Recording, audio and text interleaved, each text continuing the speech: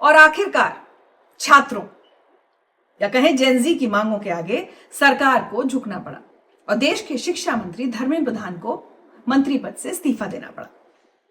हालांकि मेरा ऐसा मानना है कि यह फैसला लेने में सरकार ने बहुत देर कर दी। ये बहुत पहले हो जाना चाहिए था। अगर पेपर लीक की नैतिक जिम्मेदारी लेते हुए प्रधान जी पहले ही इस्तीफा दे देते तो शायद ये आंदोलन ही ना होता। खैर, ये मेरी व्यक्तिगत राय है और मेरा स्ट्रांगली मानना है कि हम सबको शांति और शालीनता से अपनी राय रखने का अधिकार है। मुझे तकलीफ होती है जब एक पक्ष दूसरे के साथ लड़ने, अनर्गल आरोप लगाने, गाली गलौज करने की कोशिश करता है। लेकिन मैं चाहती हूं कि ऋचा की बात में वही लोग जुड़े जिनमें सामने वाले की बात सुनने का सब्र हो। और मैं आपकी राय बदलना भी नहीं चाहती। आप भी शांति से कमेंट सेक्शन में अपनी बात लिखें, मैं पढ़ूंगी। बहरहाल, पिछले 1 महीने से जब लगातार एक पक्ष कह रहा था कि धर्मेंद्र प्रधान इस्तीफा दें तो दूसरा कह रहा था कि भाई क्यों दें, क्या इस्तीफे से पेपर लीक होना बंद हो जाएगा?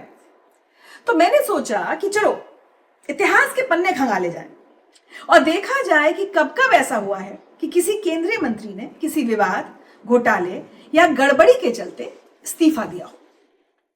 बड़ी इंटरेस्टिंग जानकारी निकल कर आई है, ध्यान से सुनिए। तो आजाद भारत में पेपर लीक के कारण अपनी कुर्सी छोड़ने वाले पहले केंद्रीय मंत्री तो धर्मेंद्र प्रधान बन गए हैं। हालांकि यह आंदोलन ना होता तो क्या वो पद छोड़ते, ये अलग सवाल है। चलिए अब इतिहास के कुछ पन्ने पलटते हैं और समझने की कोशिश करते हैं कि पहले इस्तीफे कैसे होते थे और क्यों होते थे। तो आजादी के तुरंत बाद नेहरू युग में ही विवादों और इस्तीफों का सिलसिला शुरू हो गया था। 1948 की बात है। देश के पहले वित्त मंत्री आर.के. षणमुखम चेट्टी पर देश की अर्थव्यवस्था को संभालने की बड़ी जिम्मेदारी थी। उसी समय टैक्स चोरी करने वाले अमीर व्यापारियों की जांच के लिए आयोग बैठा। चेट्टी पर आरोप लगा कि उन्होंने अपने पद का फायदा उठाते हुए कुछ उद्योगपतियों के नाम टैक्स चोरों की लिस्ट से हटवा दिए। लोगों को लगने लगा कि यहां तो अमीरों को बचाया जा रहा है। पारदर्शिता पर उठे सवालों के बाद दबाव इतना बढ़ा कि चेट्टी को इस्तीफा देना पड़ा। यह आजाद भारत में किसी कैबिनेट मंत्री का पहला इस्तीफा था। इस घटना ने तय कर दिया था कि सार्वजनिक जीवन में वित्तीय अनियमितता बर्दाश्त नहीं की जाएगी। 1956 में 1 और 2 सितंबर की दरमियानी रात आंध्र प्रदेश के महबूब नगर में ट्रेन हादसा हुआ जिसमें 112 लोगों की मौत हो गई थी। तब देश के रेल मंत्री थे लाल बहादुर शास्त्री। उन्होंने संसद और पद की नैतिकता का हवाला देकर इस्तीफा दे दिया, लेकिन पंडित नेहरू नहीं माने और इस्तीफा मंजूर नहीं हुआ। लगभग 2.5 महीने बाद 23 नवंबर 1956 को तमिलनाडु के अरियालूर में एक और रेल हादसा हुआ जिसमें 144 लोगों की जान चली गई। अब देखा जाए या तर्क किया जाए तो उसमें शास्त्री जी की कोई व्यक्तिगत गलती तो थी नहीं, पर मंत्री के तौर पर उन्होंने इसे अपनी नैतिक जिम्मेदारी माना और दोबारा इस्तीफा दिया। इस बार प्रधानमंत्री नेहरू ने वो इस्तीफा मंजूर कर लिया। इसके ठीक 2 साल बाद 1958 में देश ने अपना पहला बड़ा वित्तीय घोटाला देखा जिसे मुंद्रा घोटाला के नाम से जाना जाता है। मामला एलआईसी यानी जीवन बीमा निगम के पैसों के गलत निवेश से जुड़ा था। एलआईसी में आम जनता का पैसा लगा होता है, इसलिए मुद्दा बेहद संवेदनशील था। आरोप था कि हरिदास मुंद्रा नाम के कारोबारी की डूबती कंपनियों में करोड़ों रुपए लगाए गए थे। इस घोटाले ने उस समय की नेहरू सरकार की नींव हिला दी। मामले की जांच बैठी और सारा दबाव तत्कालीन वित्त मंत्री टीटी कृष्णाचारी पर आ गया। मंत्रालय के मुखिया होने के नाते उन्हें जिम्मेदार माना गया। जनता और विपक्ष के तीखे हमलों के बाद उन्हें भी अपने पद से हटना पड़ा। यह इस्तीफा भी स्वैच्छिक नहीं बल्कि भारी सार्वजनिक दबाव का ही नतीजा था। पंडित नेहरू के तीसरे कार्यकाल में चीन से युद्ध हुआ जिसमें भारत को भारी सैन्य नुकसान उठाना पड़ा था। देश भर में हार का गुस्सा उबल रहा था। जनता अपने नेताओं से जवाब मांग रही थी और निशाने पर थे तत्कालीन रक्षा मंत्री वी.के. कृष्ण मेनन। भारत की सैन्य तैयारियों की कमी के लिए उन्हें सीधे तौर पर जिम्मेदार ठहराया गया। मेनन पंडित नेहरू के बेहद करीबी माने जाते थे, लेकिन दबाव इतना ज्यादा था कि नेहरू को भी झुकना पड़ा। भारी विरोध के बीच 7 नवंबर 1962 को मेनन ने इस्तीफा दे दिया। इसके अगले ही साल एक और इस्तीफा हुआ। नेहरू सरकार में पेट्रोलियम मंत्री थे केशव देव मालवीय। उनको काफी काबिल नेता माना जाता था, बल्कि उनको father of the Indian petroleum industry भी कहा जाता है। उन्होंने विदेशी कंपनियों का एकाधिकार खत्म करने के लिए भारत में पहला भारतीय तेल उद्योग खड़ा किया था। उन्होंने ही 1956 में ओएनजीसी की स्थापना की थी। लेकिन 1963 में उन पर आरोप लगा कि उन्होंने चुनाव में कांग्रेस उम्मीदवार की मदद के लिए निजी खनन कंपनी से फंड मांगा था। पता है कितने पैसों का? 10,000 रुपए। इसे सिराजुद्दीन घोटाला कहा गया।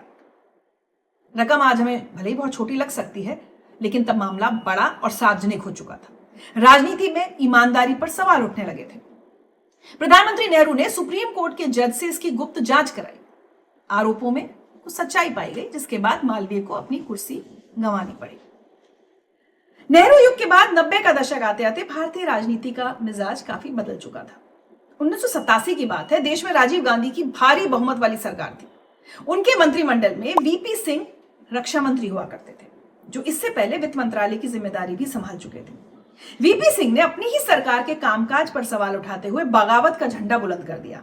उन्होंने पनडुब्बी सौदा, बोफोर्स और फेयरफैक्स जासूसी विवाद की जांच शुरू करवा दी, जिसकी आंच सीधे सत्ता के शीर्ष पर बैठे लोगों तक पहुंचने लगी, जिससे सरकार में खलबली मच गई। नतीजा ये निकला कि राजीव गांधी और वीपी सिंह के बीच दूरियां काफी ज्यादा बढ़ गईं। वीपी सिंह को मंत्रिमंडल छोड़ना पड़ा। इस इस्तीफे ने राजनीति की दिशा मोड़ दी और इसी विवाद ने वीपी सिंह को भ्रष्टाचार विरोधी नायक बना दिया और बाद में वो देश के प्रधानमंत्री बने। बोफोर्स घोटाले का साया भारतीय राजनीति पर काफी लंबा रहा और इसके कई नतीजे सामने आए। 1992 में नरसिम्हा राव सरकार के दौरान ऐसा ही एक बहुत अजीबोगरीब वाकया हुआ। उस समय माधव सिंह सोलंकी देश के विदेश मंत्री थे और वो स्विट्जरलैंड के दावोस दौरे पर गए हुए थे। आरोप लगा कि वहां उन्होंने स्विस विदेश मंत्री को चुपके से एक मेमोरेंडम थमा दिया, जिसमें कथित तौर पर स्विस अधिकारियों से बोफोर्स जांच को रोकने की या धीमी करने की गुजारिश की गई थी। जैसे ही मीडिया में इस रहस्यमयी डॉक्यूमेंट की खबर लीक हुई, भारतीय संसद में तूफान आ गया। विपक्ष के तीखे हमलों के बीच माधव सिंह सोलंकी को फौरन अपना पद छोड़ना पड़ा। वैसे भ्रष्टाचार और घोटालों के इस लंबे दौर में कभी कभी नैतिकता भी इस्तीफे की वजह बनती रही। 1999 का अगस्त महीना इस बात का गवाह बना, जब राजनीति में जवाबदेही की मिसाल पेश की गई। पश्चिम बंगाल के गैसल में 2 ट्रेनों अवध असम एक्सप्रेस और ब्रह्मपुत्रा मेल की भीषण टक्कर हुई, जिसमें करीब 300 लोगों ने अपनी जान गंवाई। तत्कालीन रेल मंत्री नीतीश कुमार ने इस घटना की पूरी नैतिक जिम्मेदारी ली। उन्होंने बिना किसी टालमटोल करते हुए अपनी कुर्सी छोड़ दी। यह घटना हमें याद दिलाती है कि घोटालों के इस दौर में भी कुछ नेता लाल बहादुर शास्त्री की परंपरा को निभा रहे थे। नीतीश कुमार ने साबित किया कि सार्वजनिक जीवन में पद से बड़ी लोगों की जान होती है, लेकिन जब सरकार और संवैधानिक संस्थाओं के बीच सीधा टकराव होता है, तब हालात बहुत जटिल हो जाते हैं। साल 2000 में वाजपेयी सरकार के दौरान ठीक ऐसा ही हुआ, जिसने सत्ता के गलियारों में हलचल मचा दी। उस समय देश के मशहूर वकील राम जेठमलानी कानून मंत्री की कुर्सी पर बैठे थे।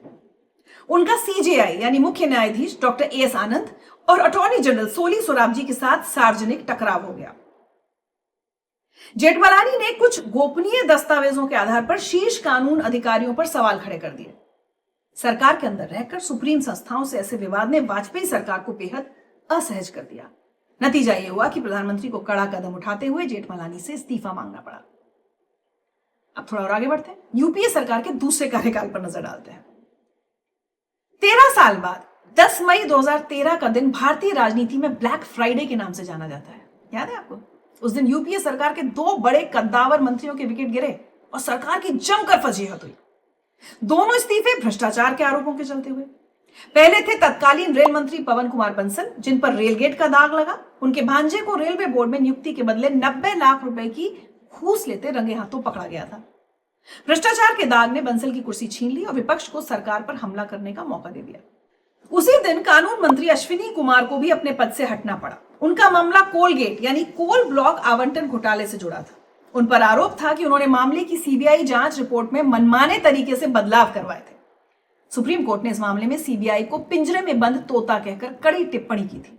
इसके बाद अश्विनी कुमार का पद पर बने रहना नामुमकिन हो गया था। 2013 के बाद 13 साल बाद यह हुआ है कि कोई विवाद और विरोध इतना बढ़ गया कि देश के शिक्षा मंत्री धर्मेंद्र प्रधान को इस्तीफा देना पड़ा। मुझे लगता है कि हर मंत्री की जिम्मेदारी और जवाबदेही तय होनी चाहिए, और अगर वो भ्रष्टाचार, मनमानी, लापरवाही, जनता के मुद्दों की अनदेखी करते हैं तो उन्हें पद से हटना ही चाहिए। मुझे लगता है कि देश के हर नेता को लाल बहादुर शास्त्री से सीख लेनी चाहिए। यूं ही नहीं, हर देशवासी आज भी शास्त्री जी का सम्मान करता है। वो पीढ़ी भी जिसने उनका दौर नहीं देखा, लेकिन उनकी ईमानदारी के किस्से सुने। नेताओं को चाहिए कि अपने आचरण से युवाओं के लिए एक आदर्श बने, ना कि उनको हिंसक और अभद्र बनाए। ये तो थी ऋचा की बात। आपका क्या सोचना है? इतिहास से हम क्या सीख सकते हैं? अपनी राय कमेंट सेक्शन में लिखकर जरूर भेजें। नमस्कार।